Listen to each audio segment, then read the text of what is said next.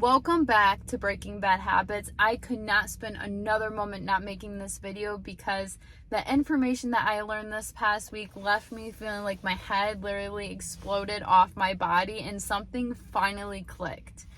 We're going to be talking about affirmations today, and I don't know if you've ever said an affirmation and it actually left you feeling the total opposite of what it was supposed to.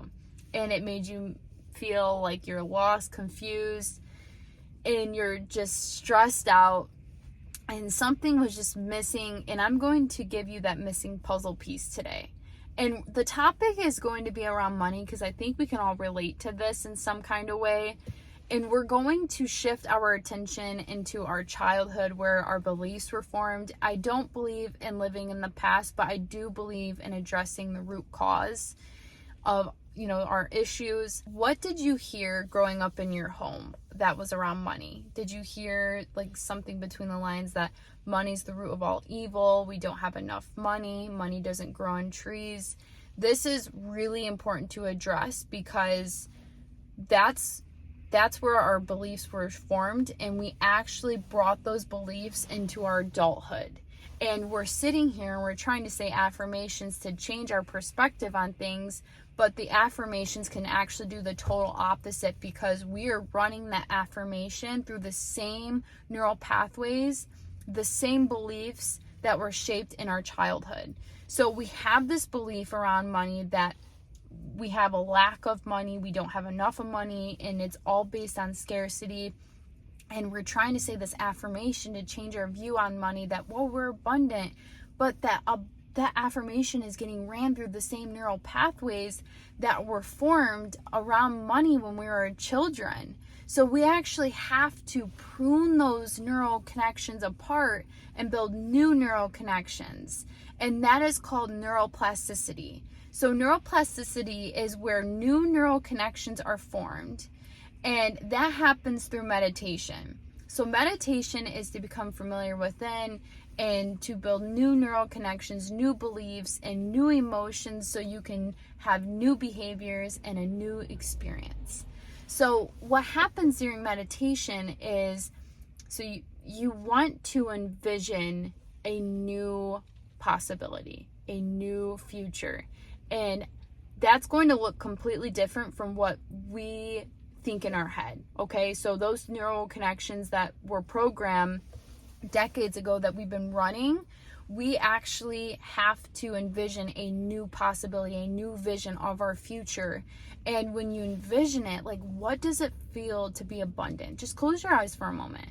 What does it feel like to be abundant?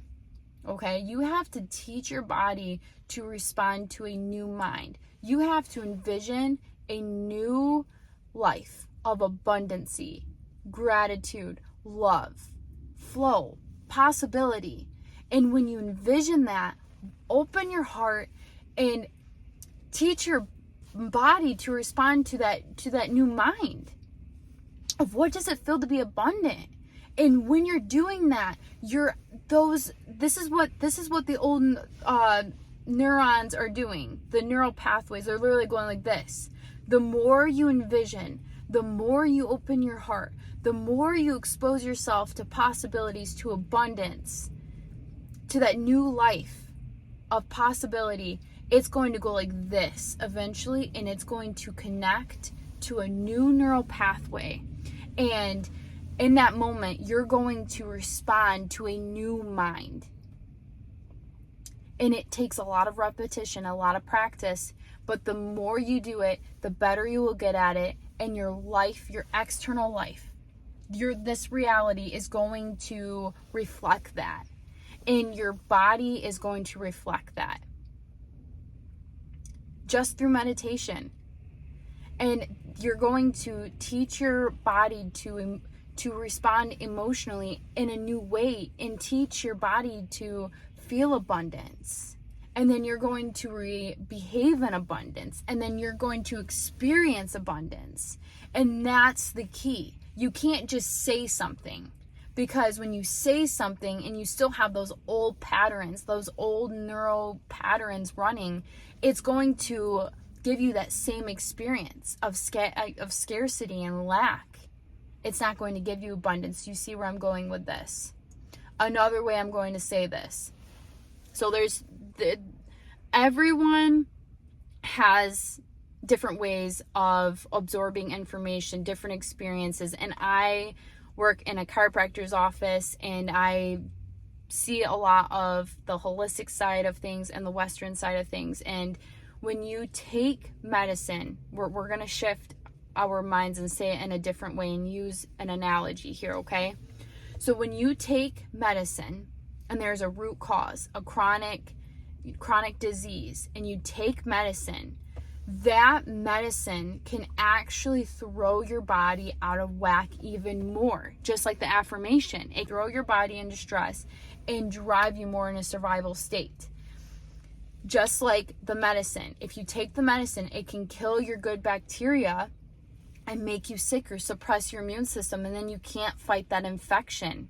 When you address the root cause, the beliefs that we have been taught in our childhood, and change those beliefs, rewire your central nervous system, meditate, start teaching your mind to envision a new future, new possibility, open your heart, teach your body to respond to new emotions, then it'll lead to a new behavior, and then create this new possibility, this new experience. That is the key. There is a lot of meditations on YouTube that are for free. Meditate, as much as you need, so until you get good at it. And you will know when you get good at it, because your life, your external reality will reflect it. I'm so grateful that you came here, because you found the missing puzzle piece. So have a fantastic day, and I hope that this also left you feeling like your head exploded and something finally clicked.